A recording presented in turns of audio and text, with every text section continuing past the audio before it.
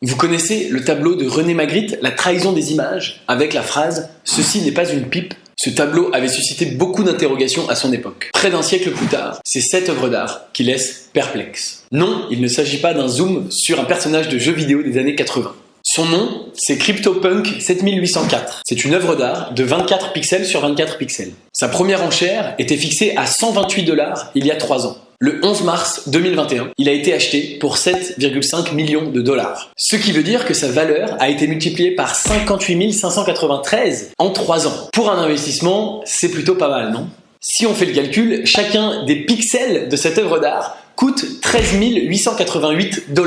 C'est plus cher que le mètre carré à Paris. Ces nouvelles œuvres d'art digitales s'appellent des NFT. Ça veut dire Non-Fungible Token, c'est du jargon, je te l'accorde, mais on va y revenir, ne t'inquiète pas. Avant cela, voici un autre NFT. Ce sont 5000 images numériques assemblées, créées par un seul et même artiste qui s'appelle Beeple. Il en a créé une par jour pendant 5000 jours pour obtenir ce résultat. Ce NFT est devenu un symbole du fait de son prix, bien sûr, mais aussi parce qu'il marque l'entrée en fanfare de l'art digital sur le marché de l'art traditionnel. En effet, ce fichier JPEG s'est vendu au sein de la plus prestigieuse maison d'enchères d'art au monde, qui s'appelle Christie's, et son prix de vente a automatiquement propulsé Beeple comme le deuxième meilleur artiste le mieux payé de son vivant. Et donc, maintenant, tout le monde en parle. Un nouveau chapitre s'est ouvert avec la mise aux enchères d'une œuvre numérique qui a atteint un montant record, près de 58 millions d'euros, sous les yeux de 22 millions d'internautes. Alors, phénomène de mode ou révolution ? Eh bien, les deux.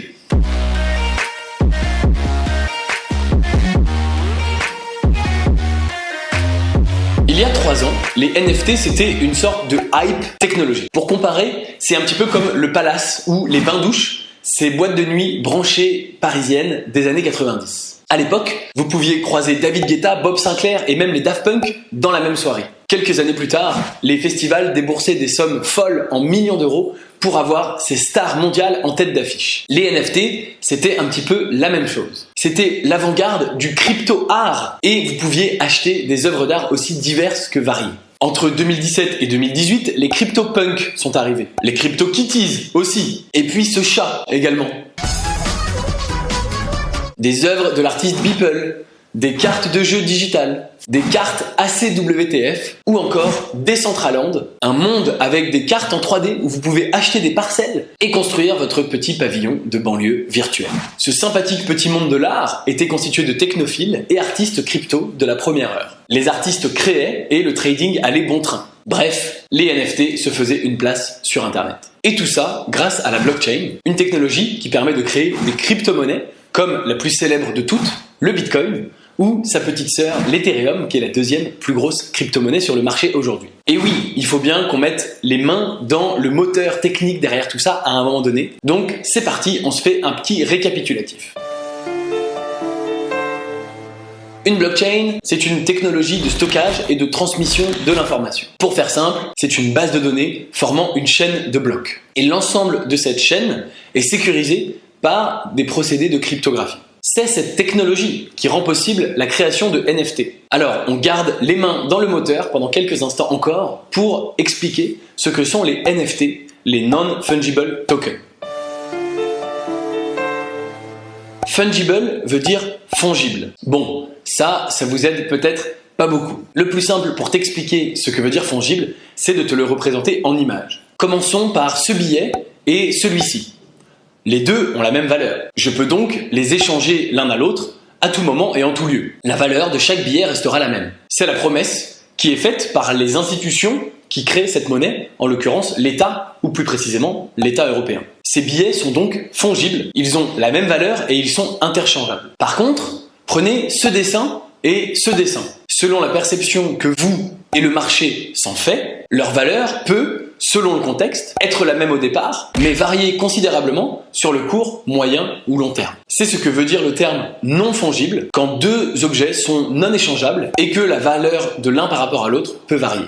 C'est le principe du marché de l'art, où le cours de chaque œuvre détermine son prix et toutes les œuvres d'art, évidemment, n'ont pas le même prix. Chaque œuvre d'art est indépendante et a son propre prix. Chaque œuvre d'art a une valeur qui lui est propre. On dit qu'elle est non fongible. Bref, le dessin du petit-neveu n'a peut-être pas tout à fait la même valeur qu'un Van Gogh. Et c'est exactement ce que proposent les NFT sur le marché de l'art digital. Les tokens non fongibles sont construits à partir de la technologie de la blockchain. Elle permet d'authentifier la propriété d'une œuvre grâce à un certificat numérique. Et cette même technologie blockchain sécurise le processus d'achat et de vente. L'œuvre d'art est donc tokenisée et peut être revendue en tant qu'exemplaire unique. C'est une révolution sur le marché de l'art et pour les investisseurs, car n'importe quel format digital peut être transformé en NFT. Un des derniers NFT retentissants est celui de Jack Dorsey, le fondateur de Twitter. Ce dernier a transformé le premier tweet de l'histoire, le sien, en NFT, qui s'est finalement vendu pour 2,9 millions de dollars. Mais c'est surtout une révolution pour les artistes, car ces derniers, à chaque fois que leur œuvre est vendue, reçoivent une commission de 10%. Même si l'œuvre d'art est vendue une fois, 10 fois ou 100 fois, l'artiste recevra une commission de 10% à chaque transaction. C'est sans précédent et cela permettra aux artistes de vivre probablement plus facilement de leur art. En effet, aujourd'hui, ils sont également censés toucher cette commission, mais beaucoup de ces transactions ne sont pas authentifiées, se font de la main à la main et l'artiste n'est pas forcément au courant. Et beaucoup de personnes ont évidemment intérêt à ne pas tenir au courant l'artiste pour éviter de payer cette commission. Grâce à la blockchain, tout ceci est traçable et toute vente donnera lieu à une commission, l'artiste sera forcément au courant. Et il y en a un qui est bien d'accord avec le mot révolution. C'est le gourou du marketing Gary Vee et ses 3 millions de followers sur YouTube. Pour lui, pas de doute, les NFT ne vont pas seulement transformer le monde de l'art, ils vont transformer notre rapport à l'art. Et même au-delà, puisque d'après Gary Vee, les NFT vont faire naître une nouvelle pratique sociale chez les populations. Nous allons tous devenir investisseurs selon lui en collectionnant les objets digitaux. Les NFT vont accentuer notre désir d'investir et de posséder ce qui a une valeur artistique. Et nous allons partager nos possessions numériques via des likes, des stories, des vidéos, des partages et tous les réseaux sociaux. The fact that the artist can continue to get royalties. It's a revolution. It's a revolution, Roger. I mean, like, my God. You know, I could super understand the artists of the past who would be super sad. They would make a painting, the gallery they had a deal on would pay them a certain amount, and they'd wake up 11 years later and the thing's selling for $11 million and they got 8,000. Yep. I mean, my God.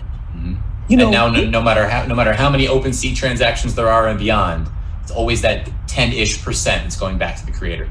I can't get over it. Yeah. I don't know what else to tell you. Like, to me, this is the greatest thing. So, La révolution est donc là. Alors, vous vous rappelez de ce club hype où le billet d'entrée était pas cher et vous pouviez croiser des célèbres DJ qui allaient devenir les stars de demain? Eh bien, ce club du début des NFT a beaucoup changé et le ticket d'entrée n'est plus du tout le même.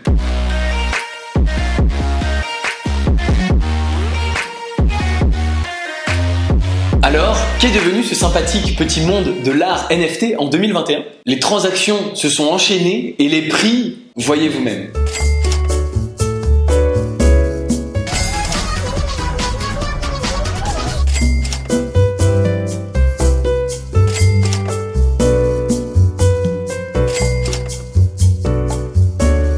La folie des NFT ne s'arrête pas là, car elle touche également le sport. NBA Top Shot en est le meilleur exemple. Ce sont des cartes de sport virtuelles qui, comme les cartes Panini à une époque, présentent des athlètes. Par contre, au lieu de présenter une image figée de vos artistes préférés, vous pouvez voir une vidéo de leurs plus beaux exploits. Oui, vous payez pour une simple vidéo agrémentée d'effets visuels. Et les fans s'arrachent ces cartes. L'entreprise française Sorare fait également beaucoup parler d'elle. D'ailleurs, un certain Gary Vee, dont on vient de parler, vient d'investir dans cette start-up aux côtés d'un certain Antoine Griezmann, dont tu as peut-être déjà entendu parler. L'idée est simple, proposer des cartes digitales NFT similaires aux cartes Panini. Et le marché s'envole. Par exemple, la carte unique de Mbappé vaut aujourd'hui déjà plus de 55 000 €. Celle de Ronaldo a explosé pour atteindre les 300 000 $. Les NFT ne sont plus des objets digitaux cute qui pouvaient paraître puérils au plus grand nombre.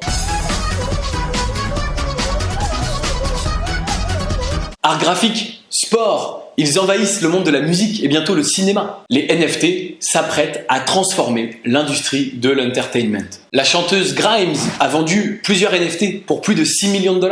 Le rappeur Post Malone va mettre en vente des tokens qui offrent accès à des expériences uniques comme des accès backstage. Enfin, l'industrie du jeu vidéo était là depuis le début de cette aventure NFT. Maintenant, des investisseurs collectionneurs achètent pour des millions de maps virtuelles de leurs jeux vidéo préférés. Et des milliers de fans n'attendent que ça, acheter ce qui leur plaît dans un monde digital comme ils le font dans le monde réel. Comme vous l'avez vu, le petit club hype des NFT est devenu un club VIP où les enchères atteignent des sommes faramineuses. L'argent ne dort jamais et le champagne coule à flot. Les NFT ne sont pas prêts de s'arrêter. Mais là où il y a des bulles, il y a toujours des risques.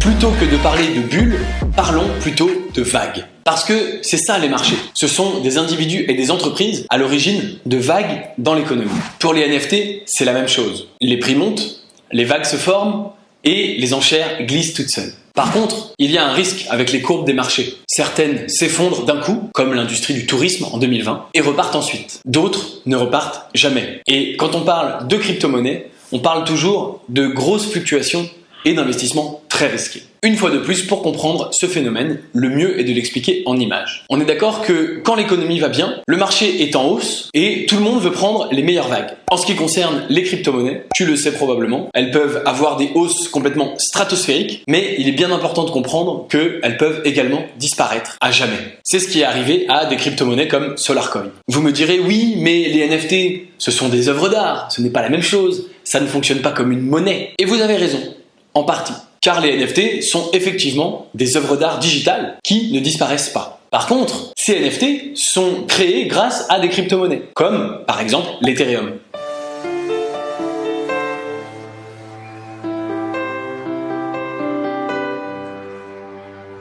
Ethereum, dans la technologie, implique plus qu'un simple échange de valeurs, mais des smart contracts qui sont de l'information stockée à l'intérieur de la blockchain. Ce n'est pas la seule blockchain utilisée pour créer des NFT, mais c'est la principale utilisée. Et récemment, Ethereum fait face à de nombreuses critiques. Premièrement, par rapport à son coût d'utilisation. Pour utiliser le réseau Ethereum, il faut payer le fameux gaz qui est le carburant de cette blockchain. Il permet d'organiser la transaction et de payer les différentes parties prenantes. Or, ces derniers temps, ces prix ont littéralement explosé, la rendant parfois quasiment inutilisable. D'autre part, parce que la création de NFT a un fort impact écologique et une consommation très importante d'énergie. Le célèbre blogueur Seth Godin en a parlé récemment dans l'un de ses articles et de plus en plus de voix s'élèvent contre cette création à outrance d'œuvres d'art digitales qui peuvent apparaître parfois comme un gaspillage énergétique. Pour ces raisons, une grosse partie de la communauté crypto doute de la capacité de la blockchain Ethereum à devenir sur le long terme la blockchain de référence pour la création et le maintien de NFT. Bref, la révolution est là, mais la démocratisation n'est pas vertueuse. Les mêmes personnes annonçant que les NFT sont un bouleversement et une révolution préviennent que ces investissements sont encore plus risqués que les investissements dans les crypto-monnaies. Gary Vee est l'un des plus enthousiastes sur le marché des NFT et même lui prévient que 97% des NFT ne vaudront rien à l'avenir. Is getting everybody to understand it's Internet 2000. The NFT space is forever and going to be incredible. Huge. The next 24 months has the potential to be uncomfortably volatile, Yeah. with a very high likelihood of a substantial bubble burst from a project level. L'art a toujours été une valeur refuge en investissement. Ce graphique nous le montre clairement. En rouge, vous voyez l'évolution en bourse des 500 plus grandes entreprises américaines, le fameux S&P 500. Et ici, en bleu, l'évolution du marché de l'art. On voit que le marché de l'art est plus performant que la bourse sur le long terme, évidemment en sachant choisir les bonnes œuvres. Et c'est là toute la subtilité de ce graphique, c'est que si on prend des œuvres d'art au hasard, on n'aura pas ce résultat. D'ailleurs, on n'a pas pris les entreprises boursières au hasard, on a pris les 500 plus grandes entreprises, donc il faudrait prendre par exemple les 500 plus grands artistes pour comparer. Et donc, il ne faut pas s'y tromper. Le marché des NFT ne s'inscrit pas dans ce graphique-là, puisque n'importe qui peut créer une œuvre d'art digitale. Et les artistes NFT ne sont pas encore les artistes les plus reconnus dans le milieu de l'art. En plus, ils sont adossés aux crypto-monnaies et leur volatilité est énorme. En bref, si quelques investissements se révéleront très fructueux pour les personnes les plus chanceuses, il y a fort à parier que la majorité des NFT finalement se retrouvent à être des investissements très mauvais et ne valent plus rien à l'avenir. C'est un phénomène qui s'est déjà produit dans l'histoire avec la fameuse tulip mania, la frénésie des tulipes. Ça se passe aux Pays-Bas au XVIIe siècle et le marché devient complètement frénétique à investir dans tous les sens sur des bulbes de tulipes. À un moment donné, un bulbe de tulipe valait plus qu'une maison entière à Amsterdam. La suite de l'histoire, c'est que les cours se sont complètement effondrés, tous ceux qui avaient investi pour spéculer se sont retrouvés ruinés, et que les bulbes de tulipes, quelques mois plus tard, ne valaient plus rien. L'univers de la crypto-monnaie implique des risques élevés, énormes, aussi importants que les gains potentiels. Et la spéculation effrénée sur les crypto-monnaies n'a pas épargné les NFT qui connaissent aujourd'hui une spéculation complètement incroyable. Mais si l'avenir de l'Ethereum ne peut pas être prédit, l'avenir des NFT semble déjà être contenu dans cette phrase de Victor Hugo. Parce que les NFT représentent plus qu'une nouvelle technologie, ils représentent une idée qui va venir changer la vie des gens.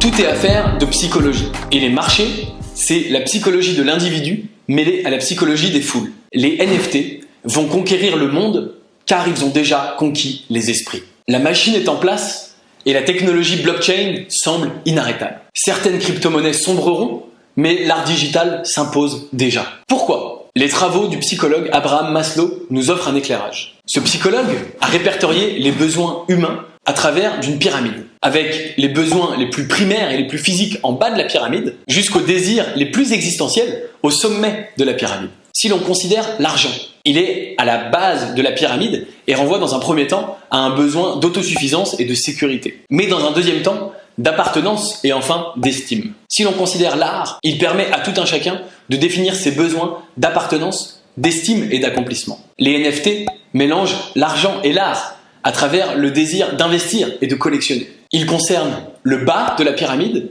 gagner plus d'argent pour être plus en sécurité, et le haut de la pyramide, s'accomplir à travers ses choix. Avec un NFT, vous possédez un bien digital qui représente à la fois une valeur sentimentale et à la fois un investissement sur l'avenir. Les non-fungible tokens sont prêts pour un monde où le digital représente une part de nous-mêmes.